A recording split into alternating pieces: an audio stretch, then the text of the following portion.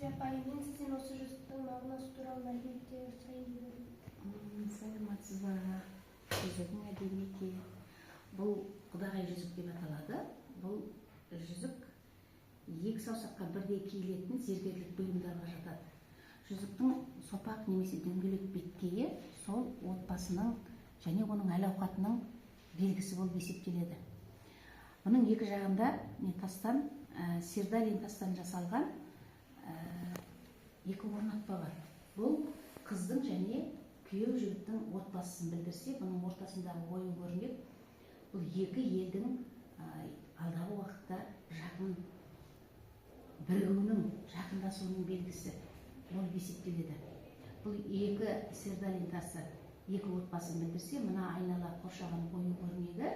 Олардың жақын туыстарының, ағайындарының символы болып есептеледі.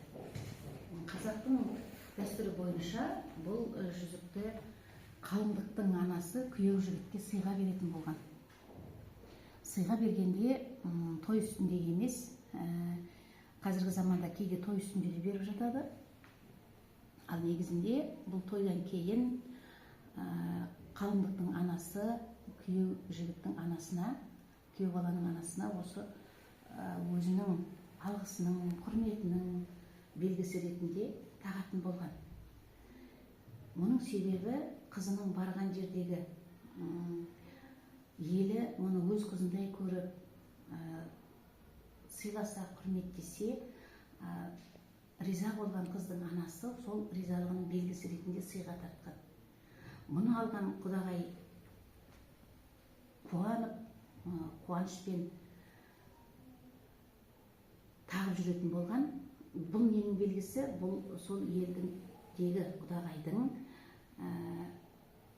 өте қамқор және жауапты адам екендігін білдіретін болған.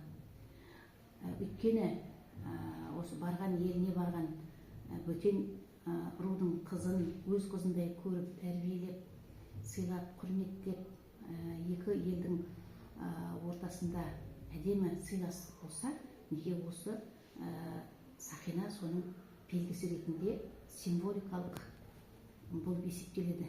Өйткені ондай адам құрметке лайық, той мерекелерге мақтанышпен тағып баратын болған. Тарихы осындай. Рахмет апай.